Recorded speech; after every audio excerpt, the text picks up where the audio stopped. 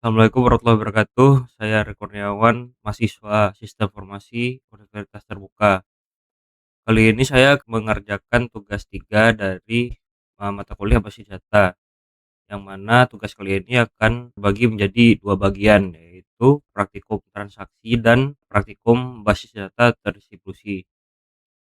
Baiklah, langsung saja kita kerjakan, yaitu dari yang pertama praktikum transaksi, yang mana akan dilakukan dengan menggunakan PHP MyAdmin. Nah, untuk yang pertama saya akan menunjukkan penggunaan commit ya. Di sini saya akan menambahkan admin dengan rutin. Ini keadaan admin sekarang ada 5 admin, baik kita tambahkan di.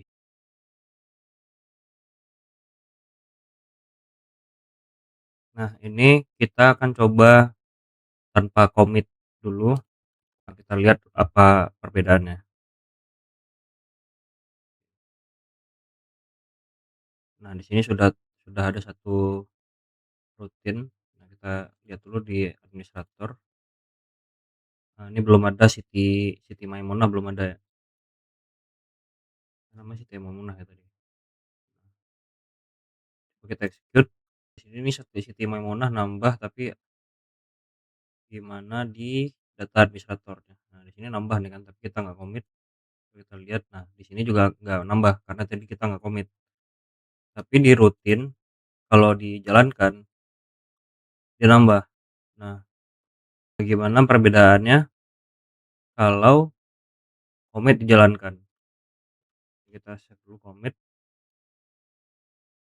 Nah, ini Siti Maimunah ada sama kayak set tanpa komit tadi, tapi kalau ada komit di administrator dia juga nambah. Di sini bisa kita lihat. Nah, selanjutnya kita akan mencoba rollback. Ya, jadi di sini akan kita buat rutin lagi untuk rollback yang akan mengubah nama Siti Aminah dan Siti Maimunah. Tapi salah satunya kita rollback. Jadi bakal kita lihat hasilnya.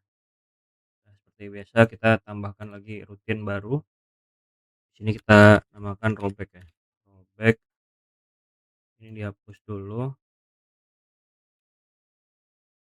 Ini biar cepat kita ini aja ya. Kita edit. Nah, soalnya tadi si Siti Aminah namanya kita ganti jadi apa?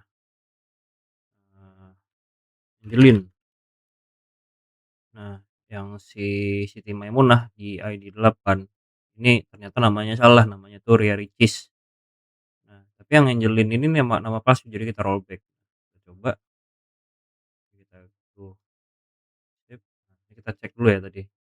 Kita cek ulang lagi. Nah, ini Siti Aminah masih di 2, Siti Maimunah 8 kan. Terus kita execute rollback-nya. Nah, ini di sini kita bisa lihat padahal tadi kita udah ganti nama Siti Aminah jadi Angelin, tapi dia nggak berubah karena di rollback. Jadi namanya tetap Siti Aminah, tapi yang Ria Ricis yang Siti Maimunah berubah jadi Ria Ricis. Nah, kita lihat juga di tabel administrator, nah berubah juga. Jadi untuk update nggak perlu di-commit ya, kayak insert yang tadi. Nah, dia jadi tetap berubah.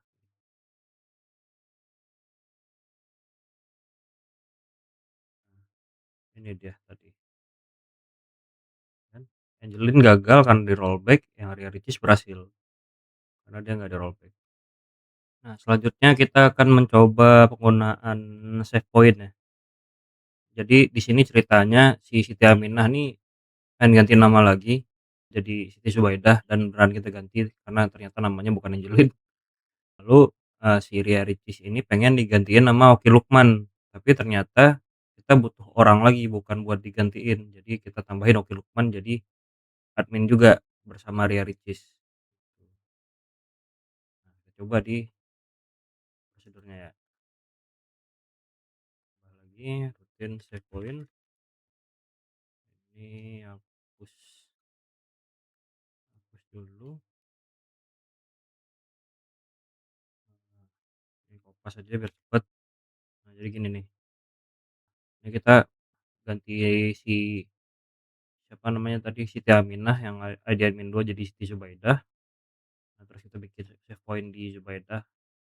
Nah, si Ria Ricis pengen digantiin Oke Lukman tapi ternyata nggak jadi, kita rollback ke save-nya Zubaida tadi. Jadi selanjutnya setelah di rollback kita nambahin Oke Lukman jadi admin baru.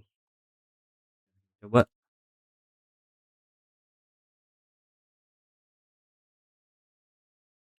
kita bandingin dulu ya yang tadi. Nah, ini sebelum sebelum di execute, kita execute sekarang. Nah, ini setelah di execute ya. Ini Siti Zubaidah udah berubah namanya dari Siti Aminah, si Ria Ricis masih ada walaupun tadi udah kita ditambahin di kodenya tapi di rollback dan Oki Lukman jadi admin baru. Ya kan? Kita lihat di tabel administrator. Nah, masuk. Nah, selanjutnya jadi untuk trigger kita butuh membuat dua tabel baru yang mana sudah terhubung foreign key-nya.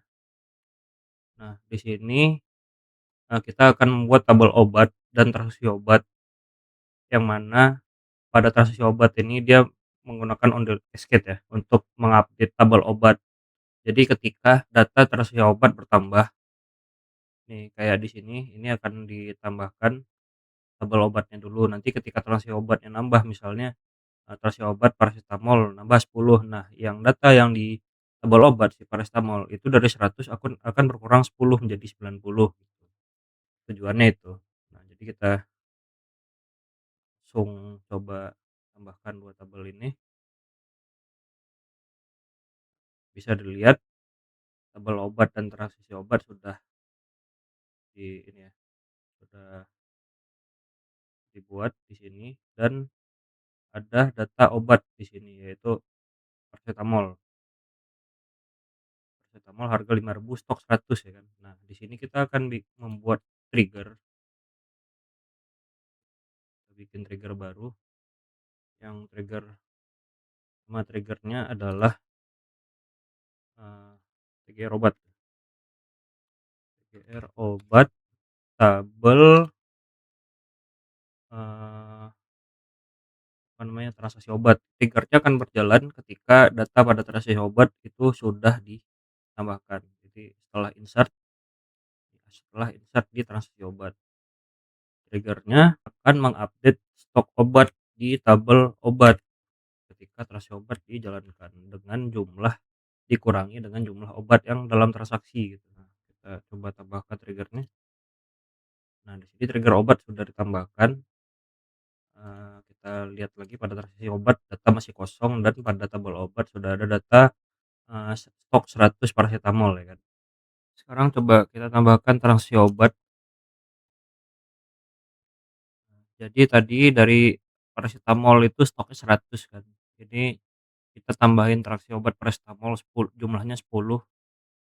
Jadi ketika ditambahkan transaksi obatnya, stok paracetamol akan berkurang dari 100 menjadi 90 kan. Coba ini bisa langsung terlihat stok paracetamol tadinya 100 menjadi 90. Transaksi obat tuh udah nambah tadi. Nih, si obat jumlahnya 10 kan. Nah, obat ini 90. Coba kita coba sekali lagi, misalnya 20. Nah, ganti jadi ini usernya lain, ID obat sama, ini kita kurangi 20. Pasien 3 membeli 20 paracetamol. Nah, bisa dilihat tadi 90 sekarang menjadi 70 ketika transaksi obat ditambahkan. Ya, selesai untuk trigger. Selanjutnya kita akan melanjutkan pada praktikum bagian kedua yaitu basis data terdistribusi.